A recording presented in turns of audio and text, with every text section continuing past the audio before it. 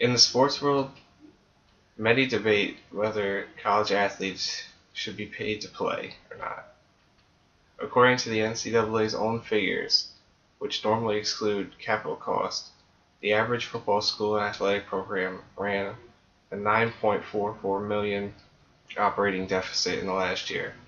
This lies as one of the problems with paying athletes.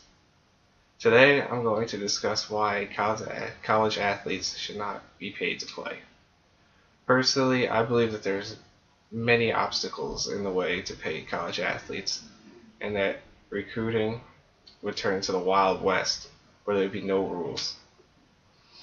College athletes should not be paid for many reasons, such as what sports would get paid, corruption that the school could have with giving out more money than allowed, and competitive balance, that not all the powerhouse schools, the smaller schools would not be able to compete with them, and they wouldn't make as much money off their football programs and basketball programs as the lower schools. First today, I would like to go over who and which sports would get paid.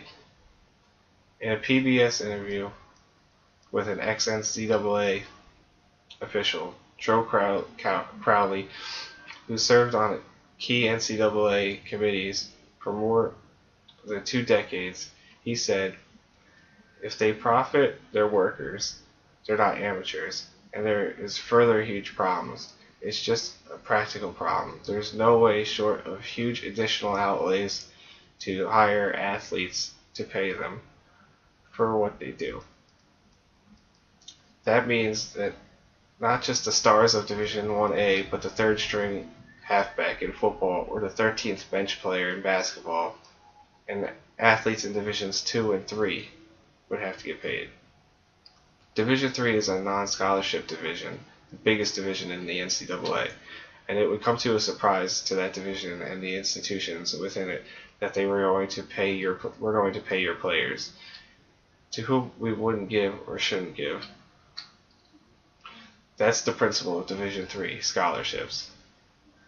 Crowley continued to then bring up Title IX, saying, "If we bestow dollars on players who make differences more than other players, it would be a tremendous tussle with the meaning of Title IX, which is the equality for women, and to put this into institutions of higher education at a time when across the country budgets of higher educational institutions, and public and private, are being reduced by double-digit numbers, it's just impractical." Title IX is a portion of the Education Amendments of 1972. Saying no person in the United States should be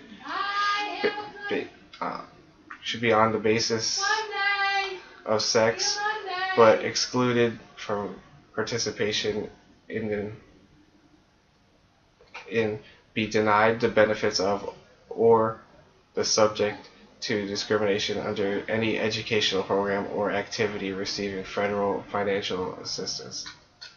College athletes do get more benefits than some would think, such as injuries covered by the schools. Some may think that the students would have something to have to cover, but the schools cover all the injuries with their insurance. The student does not need to lose money to get their recovery. The next point I would like to touch on is how paying college athletes would affect competitive balance. Smaller colleges will not be able to compete with the larger schools because of their sport does not make the same profit off of their sports. An example of this would be this year's Florida Gulf Coast University, which is a smaller school that competed in the men's NCAA tournament this year. If every college did start paying its student athletes, the Florida Gulf Coasts of the world would never be able to match what even a mid-level school could pay. Competitive balance would be off because the lower schools would not even be able to have as many quality players. The lower divisions would not be able to pay players as much as Division I schools, and their finances would not be able to match.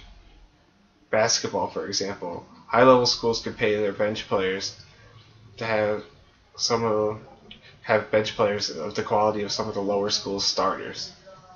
Bringing money into the situation would take the underdog out of college sports. The next point I would like to talk about is that corruption with students being paid would not stop. It would probably continue, if not get worse. Many people who support college athletes being paid believe that it will stop corruption in college sports, but this is not the case. The NCAA has penalties that they will put on the college if these rules are violated, and making these rules more lenient would make them even harder to enforce. One of the bigger scandals of gift giving and cash to players was SMU. The scandal was over the football program of Southern Methodist University. The school was hit with massive violations by the NCAA, and the most serious being using the funds to pay the players under the table during the 1970s to 1987. This culminated in the NCAA handing down the so-called death penalty. By canceling SMU's entire 1987 season, SMU was allowed to then return the following season in 1988, but opted to sit out the season as well after the school officials determined that it would be impossible to field a viable team. The severity of the penalty left SMU's football program in shambles. The Mustangs had only one winning season over the next 20 years and failed to make another bowl game until recently as 2009. To date, it is one of the most severe penalties ever imposed on a Division I program, and the only time the NCAA has canceled a football playing school's entire season at any level. Another situation was Cam Newton's. There were rumors of his father demanding as much as $180,000 for his son to attend Mississippi State. While this could most likely be exaggerated, situations like this occur all the time with young athletes. When people are looking to receive cars, jewelry, and large amounts of money, $4,000 extra a year won't change much. In conclusion, although I do agree that college athletics may need some reform, paying college athletes would not work. It causes too many problems, such as who would get paid in which sports, competitive balance, and possible corruption. These are some of the reasons why pay to play wouldn't work. I ask of you all to think about the points that I brought up today and make your own decisions on this topic. Thank you for your time.